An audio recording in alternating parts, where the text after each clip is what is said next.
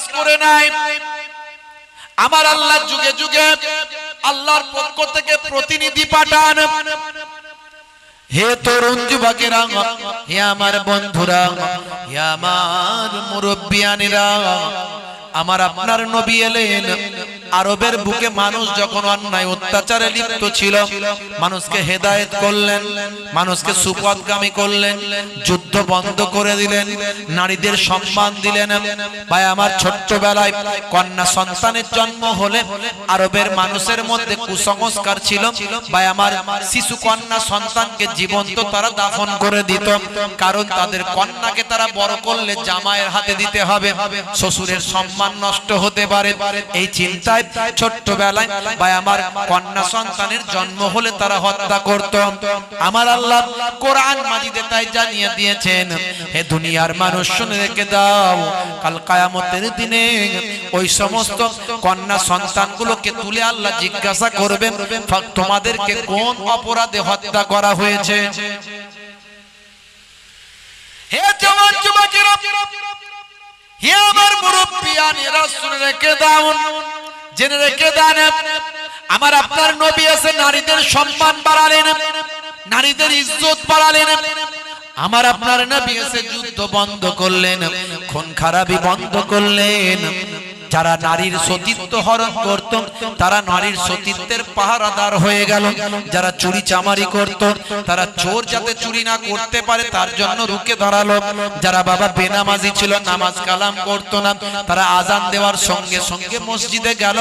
আমার আপনার নবীর ওসিলায় পৃথিবীর মানুষের কাছে নূর পৌঁছাতে লাগলো, ইসলামের আলোটা পৌঁছাতে থাকলো, শান্তি পৌঁছাতে থাকলো, ইসলামের সৌন্দর্য, ইসলামের ব্রাইটনেস, উজ্জ্বলতা পৃথিবীর মানুষকে গ্রাস করতে লাগলো। দলে দলে দলে দলে মানুষ আমার নবীর হাতে হাত দিয়ে কালেমা পড়ে ইসলামের ছত্রছায়ায় বিশ্ব নবীর শিষ্য হতে লাগলো। বন্ধুরা আমার, তরুণ যুবকেরা, আমার মুসলমান, সেই নবীর উম্মত আমরা।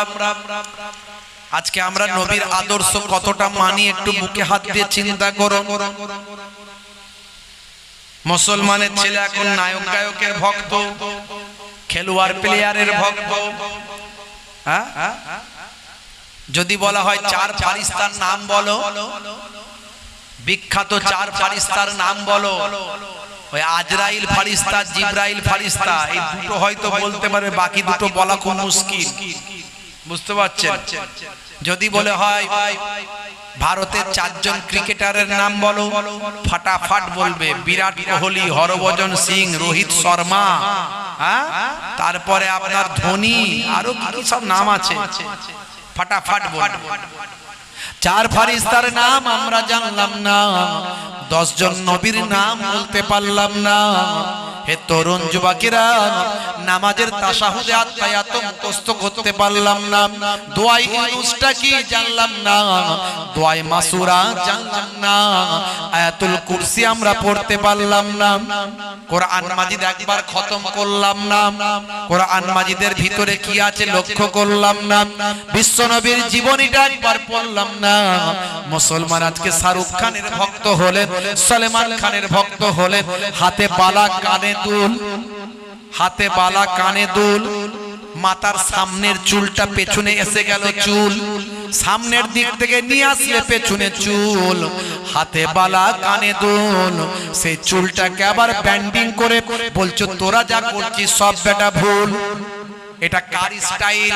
বলে শাহরুখ খানের লেটেস্ট ভার্সন। উড়ি সর্বনাশ, সামনের চুলকে পেছনে নিয়ে বেঁধে দিয়েছে আবার ভালো করে।